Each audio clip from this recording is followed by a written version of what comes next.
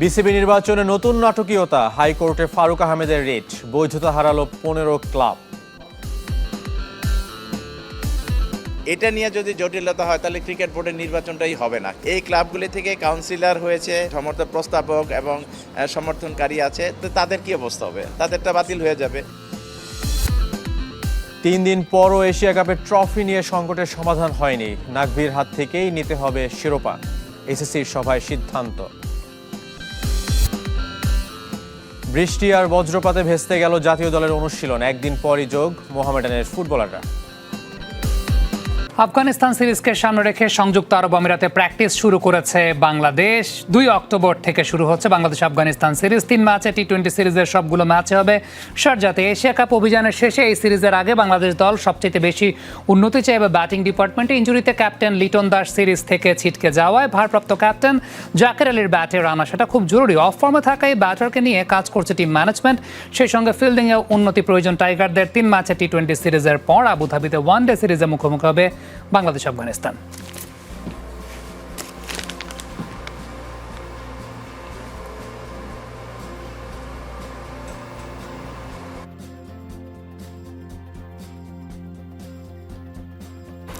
আমরা এশিয়া কাপে চরম নাটকীয়তা দেখেছিলাম ইন্ডিয়া এবং পাকিস্তানের ম্যাচের মধ্যে। একটা বিষয় উল্লেখযোগ্য, সেটা হচ্ছে ইন্ডিয়া কিন্তু কাপ ছাড়াই সেলিব্রেশনটা করেছে।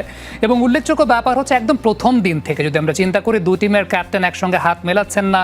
শেষের দিন দেখা গেছে যে টসের সময়টায় 2 জন ধারাভাষ্যকার, একজন ইন্ডিয়ান একজন পাকিস্তানি, সবকিছু মিলিয়ে রাজনৈতিক দ্বন্দ্বের জায়গাটা খেলার মাঠেও দেখা গেছে। ইন্ডিয়া পাকিস্তান সবসময় একটা হাইপ তো অবশ্যই ক্রিয়েটেড থাকে, কিন্তু মাঠের ক্রিকেটে তার ছিটে ফোটাটা গেল কয়েকটা আসর ধরে আমরা আসলে দেখতে পাইনি। তবে এবারের ফাইনালটায় পাকিস্তান কিছুটা ফাইট দিয়েছে। সেই ইন্ডিয়ার পাকিস্তান আরও একবার মুখোমুখি হচ্ছে। তবে এবার এই 2 চিরপ্রতিদ্বন্দ্বীদের লড়াই হবে নারীদের ওয়ানডে ওয়ার্ল্ড কাপে। সদ্য সমাপ্ত পুরুষদের এশিয়া কাপে পাক ভারত ম্যাচের মতো নাটকীয়তা থাকবে কি নারীদের ম্যাচেও, নাকি ভিন্ন কোনো দৃষ্টান্ত স্থাপন করবেন হারমানপ্রীত ফাতিমা সানারা? যদিও এমন প্রশ্নের উত্তরে পরিষ্কার কোনো উত্তর দেননি ভারতীয় দলের ক্যাপ্টেন হারমান, শুধু জানিয়েছেন আপাতত তাদের চোখ ম্যাচ জয়ের দিকে। এবার নাটকীয় মোড় নিয়েছে বিসিবি নির্বাচনে। সাবেক অধিনায়ক ফারুক আহমেদের রিটে হাইকোর্ট নির্বাচনে অযোগ্য ঘোষণা করেছে 15 ক্লাবকে। তাতেই জটিল রূপ নিয়েছে নির্বাচনী সমীকরণ। এদিন আব্দুল্লাল ফুয়াদ রেদওয়ানের প্রার্থিতা বৈধ হওয়ায় নির্বাচন করতে হচ্ছে আমিনুল ইসলাম ও নাজমুল আবেদিনকে। যে কোনো থ্রিলার সিনেমাকেও হার মানাচ্ছে বিসিবি নির্বাচন। ক্ষণে ক্ষণে বদলাচ্ছে সমীকরণ। তাতে আইন আদালত আর পেশি শক্তির ব্যবহার কি হচ্ছে না। আমিনুল ইসলাম বুলবুল ও তামিম ইকবাল পক্ষের সমঝোতার চেষ্টা ভেস্তে গেছে। বুলবুল পক্ষের আরেক সাবেক অধিনায়ক ফারুক আহমেদ তাই দুদকের তদন্তে নাম আসা 15 ক্লাবের কাউন্সিলরশিপ বাতিল চেয়ে রিট করেন হাইকোর্টে। যা হবার তাই হলো। 15 ক্লাব বিসিবি নির্বাচনে অংশ নিতে পারবেন না বলে আদেশ দিয়েছেন আদালত। এই ক্লাবগুলোর তালিকায় প্রার্থী ছিলেন 2 জন, এক্সিওম ক্রিকেটার্সের ইসরাফিল খসরু আর ভাইকিংস ক্রিকেট একাডেমির ইফতেখার রহমান মিঠু নির্বাচনে অংশ নিতে পারছেন না। না, আদালতের অর্ডার আমাদের মানতেই হবে। আদালতের অর্ডার যেই রকমই হোক, আমরা সেইভাবেই ব্যবস্থা নিব। 15 ক্লাব বাদ পড়ায় নির্বাচন না হওয়ার শঙ্কা দেখছেন তামিম ইকবাল পক্ষের প্রার্থী রফিকুল ইসলাম বাবু। এটা নিয়ে যদি জটিলতা হয় তাহলে ক্রিকেট বোর্ডের নির্বাচনটাই হবে না। কি জন্য হবে না আমি বলে দিই। এই ক্লাবগুলি থেকে কাউন্সিলর হয়েছে, এখানে অনেক সমর্থক আছে, সমর্থক প্রস্তাবক এবং সমর্থনকারী আছে, তো তাদের কি অবস্থা হবে? তাদেরটা বাতিল হয়ে যাবে। এদিন ছিল প্রার্থিতা বাতিলের বিরুদ্ধে আপিল শুনানি। 3 জনের আবেদন নামঞ্জুর করলেও 2 জনের প্রার্থিতা ফিরিয়ে দিয়েছে নির্বাচন কমিশন। এর মধ্যে আছেন ঢাকা বিভাগের আব্দুল্লাহ আল ফুয়াদ রেদওয়ান। ফলে বিনা প্রতিদ্বন্দ্বিতায় নির্বাচিত হতে পারছেন না আমিনুল ইসলাম ও নাজমুল আবেদিন। সর্বমোট 5টি আপিল দায়ের হয়েছিল, 2টি আপিল মঞ্জুর করেছি আর 3টি আপিল নামঞ্জুর করেছি।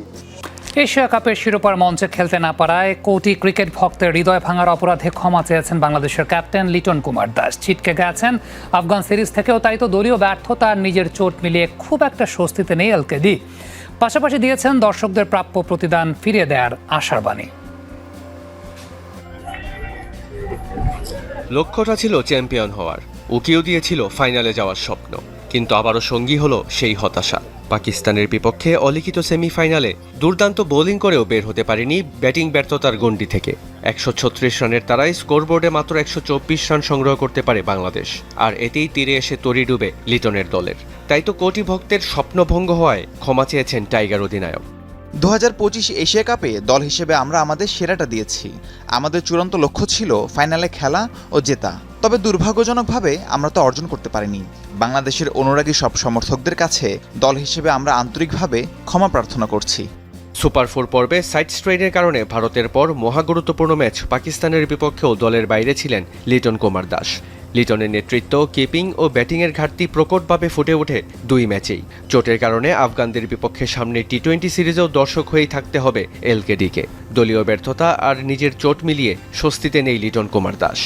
ব্যক্তিগতভাবে চোটের কারণে শেষ 2 ম্যাচ খেলতে না পারা ছিল হৃদয় ভেঙে যাওয়ার মতো। একই কারণে সামনের আফগানিস্তান সিরিজেও খেলতে পারবো না আমি। সেরে ওঠার সর্বোচ্চ চেষ্টা করেছি, তবে পারিনি। এই বেদনা আমাকে লম্বা সময় পোড়াবে।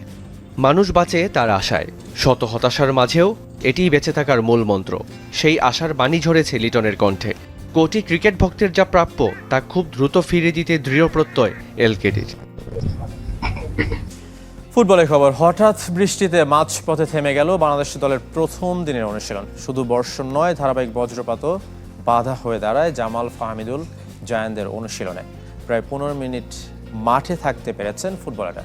এদিকে একদিন পর জাতীয় দলের ক্যাম্পে যোগ দিয়েছেন মোহামেডান ফুটবলাররা। ঢাকার বিকেলে হঠাৎ আঁধার, কালো মেঘের অন্ধকার ঢাকতে জাতীয় স্টেডিয়ামে ফ্লাড লাইট জ্বালিয়ে শুরু হয়েছিল বাংলাদেশ দলের অনুশীলন। সেটা নির্ধারিত সময়ের প্রায় 1 ঘন্টা পর। কিছুক্ষণের মধ্যে নামে বৃষ্টি, শুরু হয় বজ্রপাত। সময়ের সাথে সাথে যা বাড়তে থাকে। তাৎক্ষণিক সিদ্ধান্তে ফুটবলারদের নিয়ে ড্রেসিং রুমে ফেরেন হেড কোচ হাভিয়ের কাবরেরা। সকালে ঢাকা নেমে হংকং মিশনের প্রথম অনুশীলনে যোগ দিতে দলের সঙ্গী হয়েছিলেন ইতালি প্রবাসী ফাহমিদুল ইসলাম। জাতীয় দলের জার্সিতে জায়ান আহমেদের প্রথম, তবে এদিন অনুশীলন স্থায়ী হয় প্রায় 15 মিনিট। ফুটবলারদের মাঝে এখন পারফর্ম করে একাদশে জায়গা করে নেওয়ার লড়াই, সাথে হংকংয়ের বিপক্ষে ভালো করার চ্যালেঞ্জ। একটা টিমে যত চ্যালেঞ্জ থাকবে এটা আসলে টিমের জন্য ভালো, আর এটাই মনে করি এই চ্যালেঞ্জটা থাকা উচিত। মিডফিল্ড বলতেছেন, ডিফেন্স বলতেছেন, বা প্রত্যেকটা পজিশনে যদি প্লেয়ার থাকে, সো এটাই মনে করি ওভারঅল টিমের জন্যই বেটার। হংকংয়ের সাথে আমরা দীর্ঘদিন কোনো ম্যাচ খেলি নাই, তো ওই হিসেবে আমাদের ওনাদের যে বিগত লাস্ট যে ম্যাচগুলো আছে, তো ওই ম্যাচগুলো দেখে আমাদের প্রিপারেশন আমরা নিচ্ছি। যেহেতু আমরা পরপর 2টা ম্যাচ খেলবো, তো home match is very important. তো আমরা চেষ্টা করব 2 ম্যাচই যাতে আমাদের পক্ষে থাকে। মোহামেডানের 6 ফুটবলার প্রথম দিন না থাকায় গোলরক্ষক সংকটে দল জরুরি ভিত্তিতে ডেকে আনা হয় পাপ্পু হোসেনকে। স্কোয়াড এখন 30 জনের। সন্ধ্যায় পাপ্পুর ভাই সুজন সহ মোহামেডানের 4 ফুটবলার যোগ দিয়েছেন জাতীয় দলের ক্যাম্পে। মেহেদী আর সুমন রেজার যোগ দেওয়ার কথা বুধবার।